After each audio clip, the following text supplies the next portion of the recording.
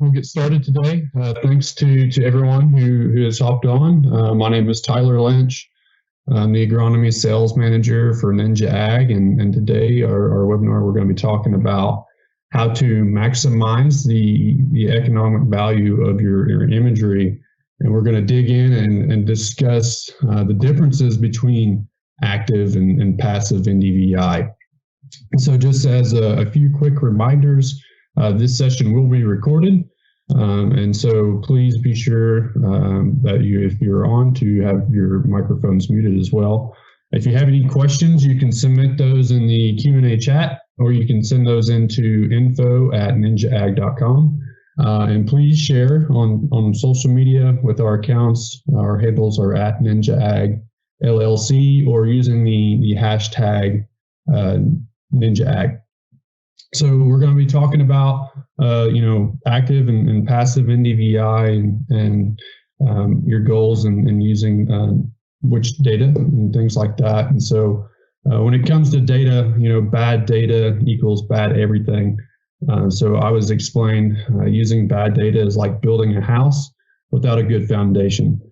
So if you do not take the time to prepare your foundation, you're going to have an unsound, unreliable structure that's going to end up causing you problems in the future.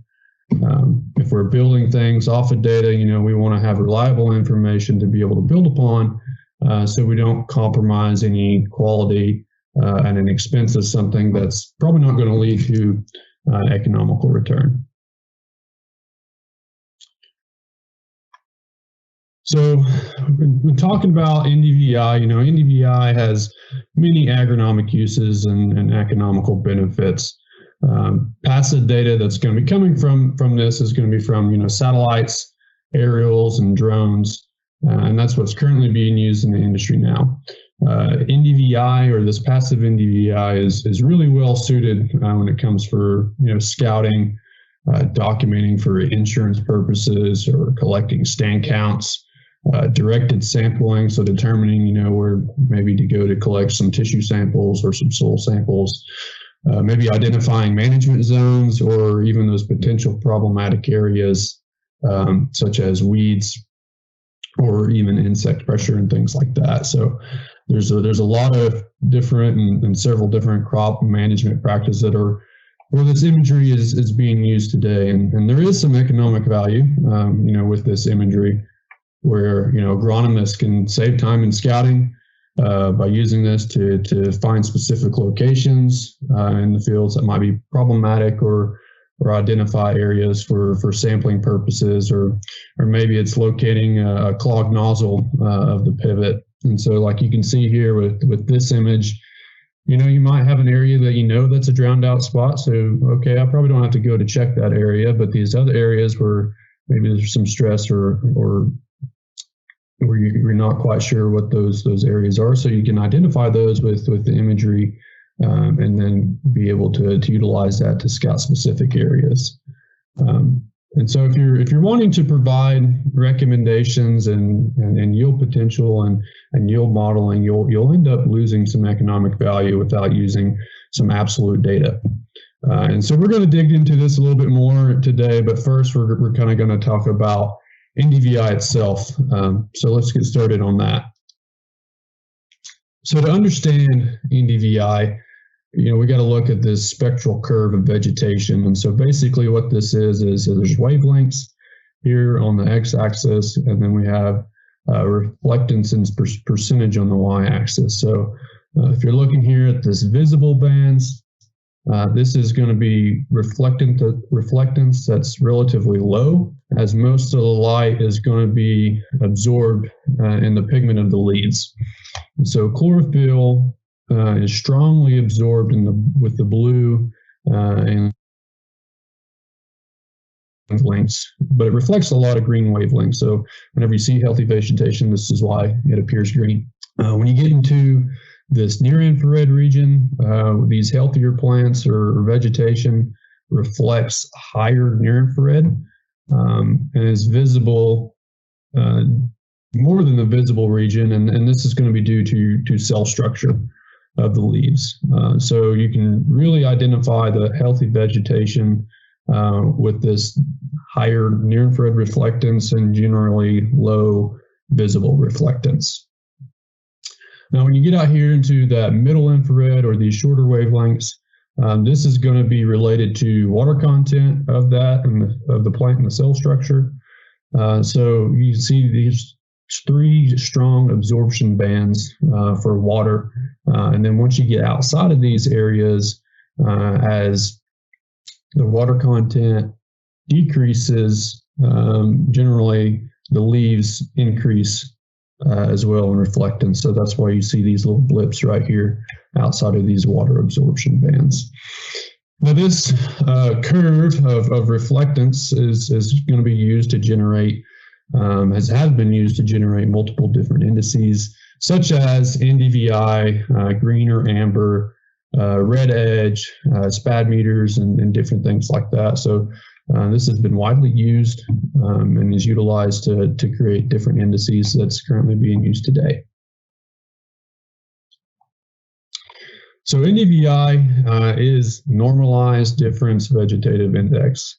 It was developed for remote sensing in the 1970s. It's basically derived from the red and near-infrared bandwidths, and it shows the difference in the reflectance of each band.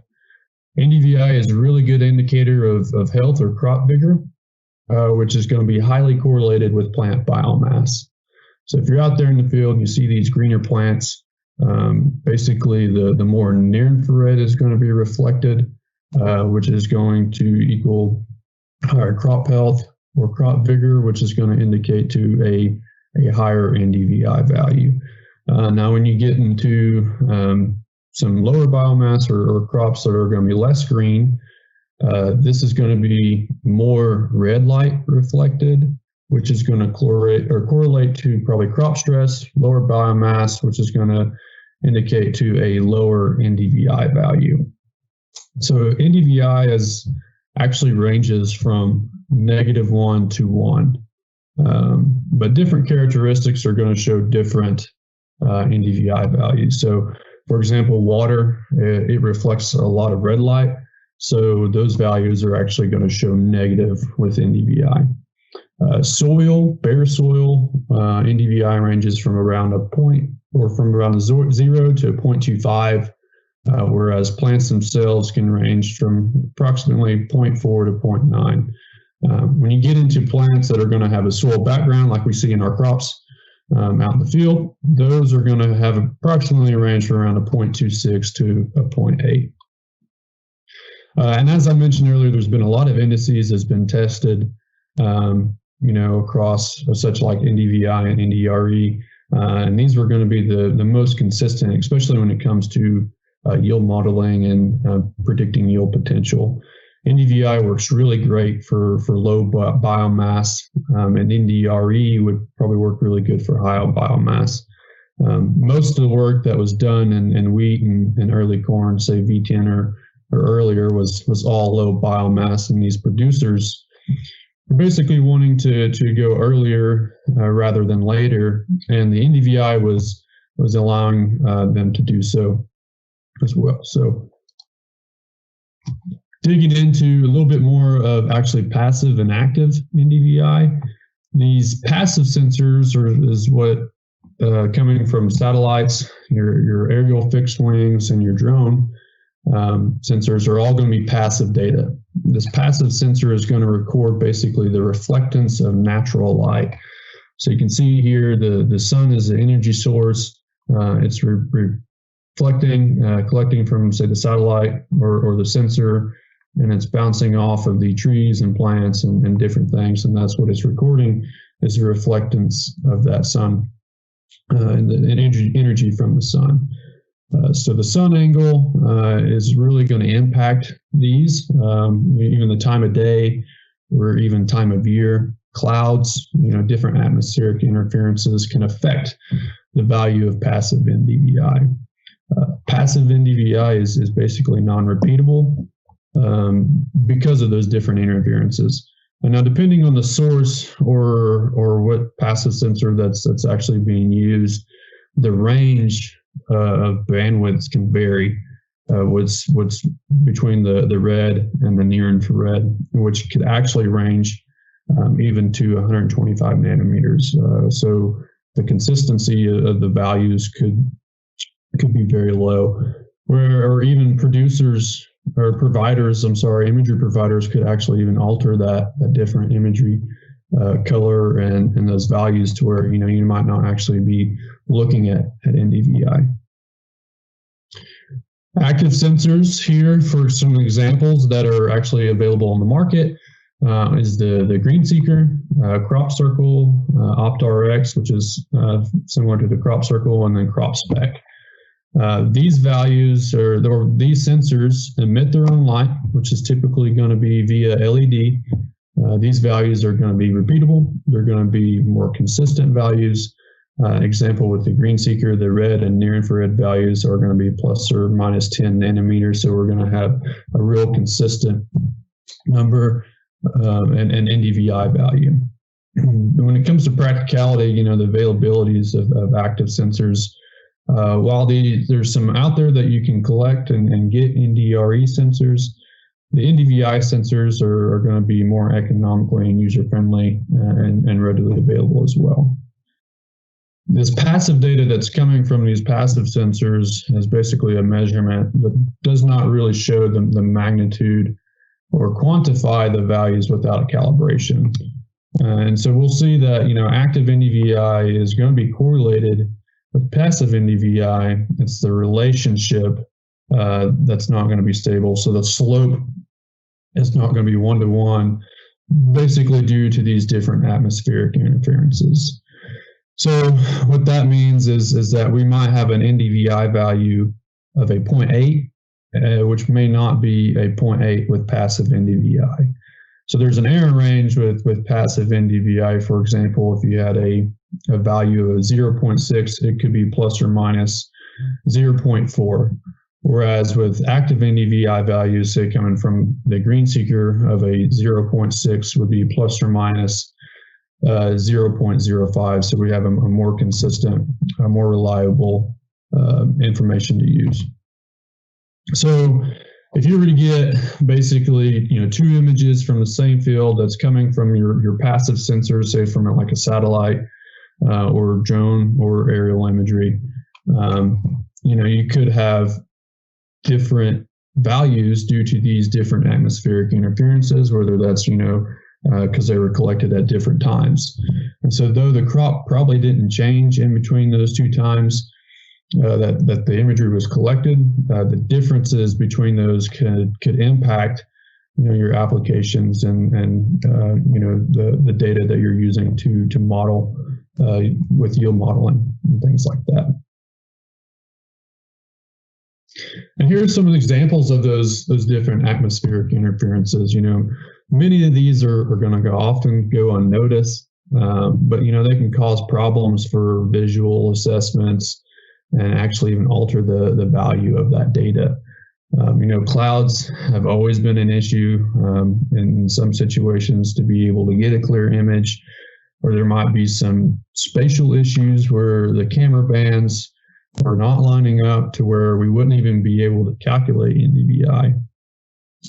Or maybe there was some post-flight processing issues where the image didn't get stitched correctly.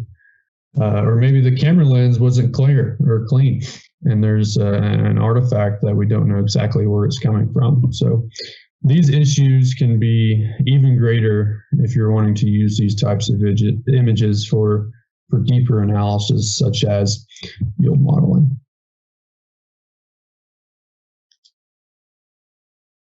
And it takes a lot of time and effort, to calibrate an image. Researchers, they must go through a pretty rigorous process to be able to get, a good measurement within NDVI imagery.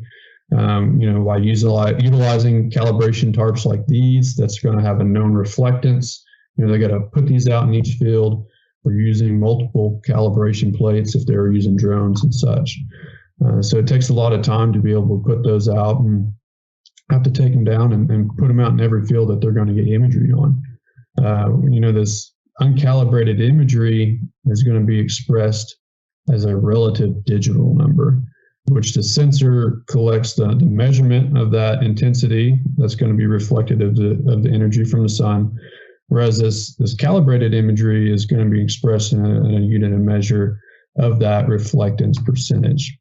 And we're able to, with active sensors, because they emit their own light, we're going to have a more consistent value. Calibrated NDVI imagery is going to be the same across same NDVI scale across over time and space, and this is going to allow us as a user to be able to compare, crop canopy changes, development, stress, and other characteristics over time. Whereas uncalibrated imagery is going to show very little NDVI variation, and the range of the NDVI is going to be smaller as well. This uncalibrated NDVI does not have an absolute or consistent NDVI scale across time and space, and it really shouldn't be used to compare, different NDVI patterns over, time, separate fields, or even different dates. So if calibration is really critical if you're using these indices of crop canopy for more accurate diagnosis and reliable predictions. So why is it really important? If you're wanting to build yield models to predict yield potential and provide nutrient recommendations, and this, calibration is a must. Uncalibrated, like here on this chart on the right, is going to be more random. There's no consistent pattern to it. You can see that it's not really the same across time and space. To whereas this calibrated over here on the left, it's going to show. It shows a more specific pattern, a little tighter here and here. So if you're using these, if I was building a model to be able to accurately predict yield potential mid-season, I'd want to have a calibrated image here versus this more sporadic and random, and there's no specific pattern here. And so, as you can see, there's always been a correlation with active and passive NDVI, but the relationship changes, even every sensing date. So if you're wanting to be able to provide precise recommendations based off of NDVI imagery mid-season, these calibration is going to be critical.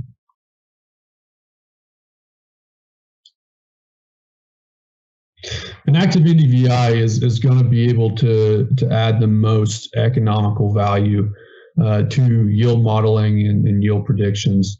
And so to have those accurate yield potential predictions, fertility recommendations, or even a range of variability of that image, you must have reliable data as shown from our previous chart. It's just really hard to be able to model using this passive NDVI because it's non-repeatable. It's not going to be consistent as well. And this active NDVI will give you that most economic value when you have these goals in mind here.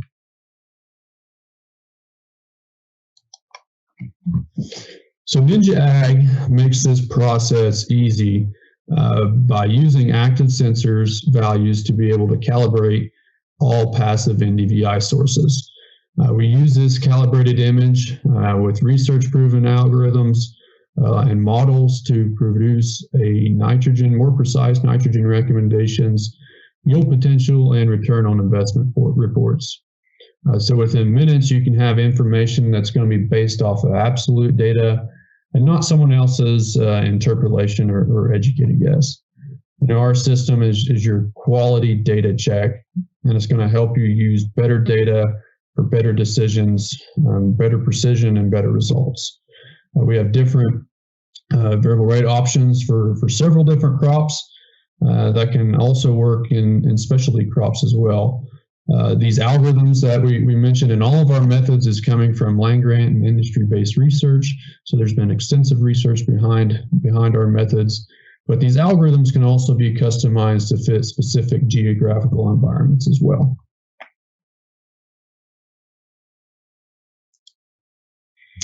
So in summary, when it comes to your imagery, you have to have your goal in mind.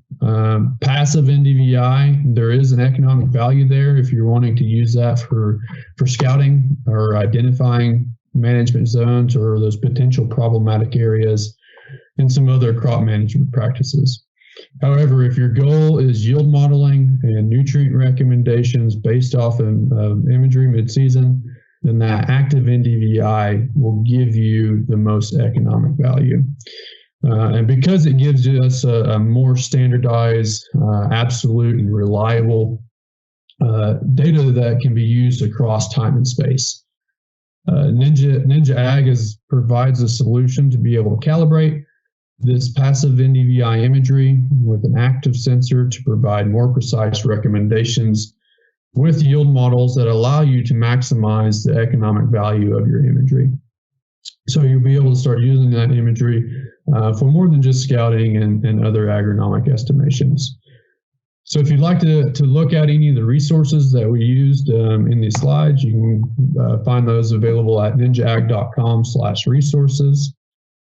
I really appreciate everybody for hopping on this morning. Here is my contact information, my phone number, and my email. If you have some questions that did not get answered today, you can send those over to me, and I'd gladly talk to you about whether that's with active or passive NDVI or Ninja Ag in general. So thanks, everybody. Our next webinar we're going to be talking a little bit, pushing this a little bit more, and talking more about understanding nitrogen rate and also understanding nitrogen use efficiency. So please join in here soon to go over that. But thanks again.